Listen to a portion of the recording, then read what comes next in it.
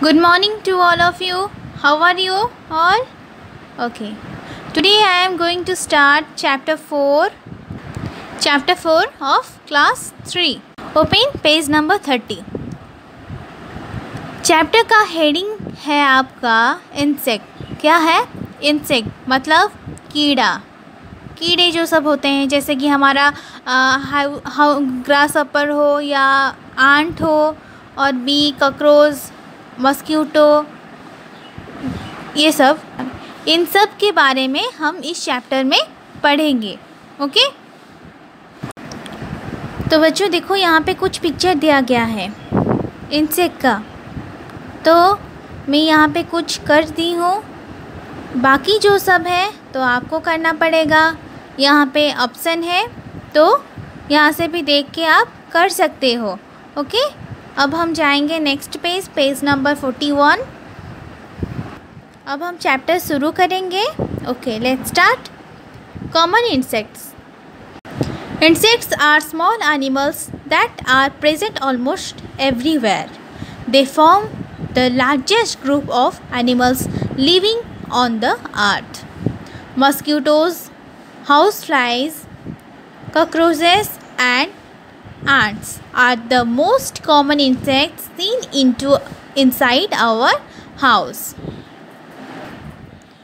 Insects such as moths, wasps, butterfly, dragonfly, beetles and bees are seen outside our houses, in gardens or playgrounds.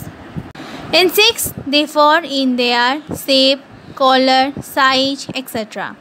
Some of them can fly in the air while some only crawl on the floor. Some insects creep on the ground while some fly around to short height making noises. कीड़े मतलब insect छोटे जानवरों हैं जो लगभग हर जगह मौजूद हैं. धरती में रहने वाले पशुओं जानवरों में से वो सबसे बड़े ग्रुप हैं. ओके. मच्छर, मक्खी, चींटियाँ, कॉकरोच आम कीड़े मतलब कॉमन इंसेक्ट हैं जो घर में दिखी जाती हैं. ओके. कीड़े जैसे कि इंसेक्ट जैसे कि मधुमक्खी, बटरफ्लाई, आंट, बीटल हम लोगों की घरों के आसपास की बगीचे मतलब आसपास की गार्डन और खेल मैदान में दिखाई देते हैं. मतलब हमारा प्लेग्राउंड में भी दिखाई देते हैं. ओके. कीड़े मतलब इंसेक्ट अपने आकार और रंग से अलग अलग होते हैं. मतलब शेप, कलर, साइज अलग अलग होते हैं. इनमें से कुछ हवा में भी उड़ सकते हैं. ओके. और बाकी कुछ ज़मीन पे रंग सकते हैं, कुछ ज़मीन पे कूद सकते हैं और कुछ कम ऊंचाई में उड़ के आवाज़ कर सकते हैं. ओके. यहाँ तक समझ गए. अब जाएंगे हम next. Body parts of insects. The body of an insect is covered with a hard material called chitin. An insect body can be divided into 3 parts, that is head, thorax and abdomen. Okay. Head. The head of an insect is present on the top of the thorax. The head contains top of the thorax. The head contains eyes, mouth and the antenna. Insects use antenna to smell, feel and taste things. Okay? ये insect की शरीर hard material चीज़ों से घिरा हुआ रहता है जिसे चींटी कहते हैं. ये कीड़े की शरीर को 3 प्रकार से विभक्त किया है. ओके.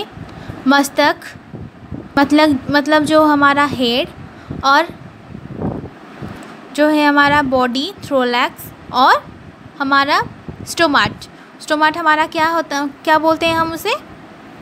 एब्डोमेन। ओके, ये तीनों चीज़ से चींटी का शरीर हुआ है। ओके, कीड़ों की हेड सबसे ऊपर रहता है। शरीर के आँख, मुंह और एंटीना को लेके मस्तक मतलब हेड बनता है। ओके, कीड़े एंटीना यूज़ करके सूंघ सकता है, अनुभव कर सकता है और स्वाद भी चख सकता है। ओके, यहाँ तक समझ गए?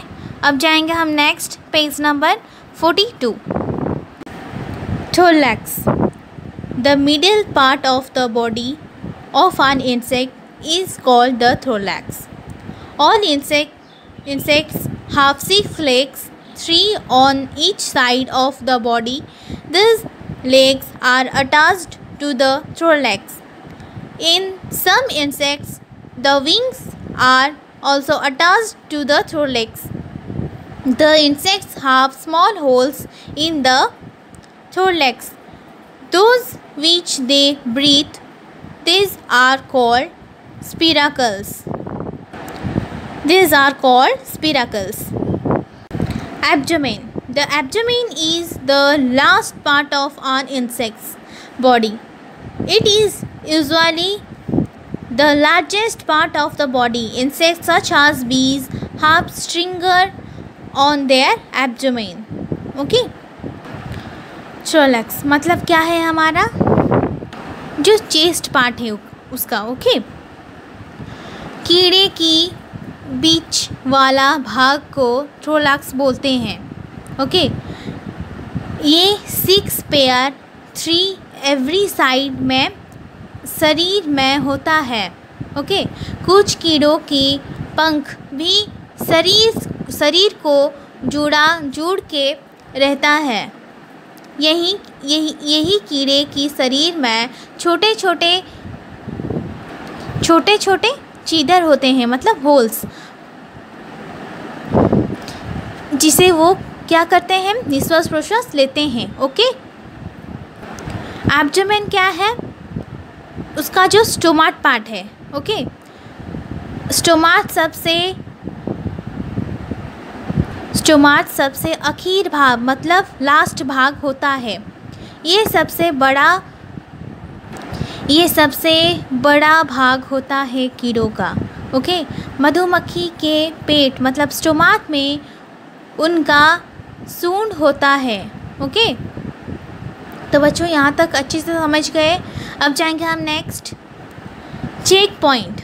बच्चों यहाँ तक जो पढ़ाई हो गया है आप अच्छे से समझ गए, तो ये आप अपने हिसाब से करना ना भूलें। Okay, do your self. Okay, food habits of insects. Different insects have different eating habits.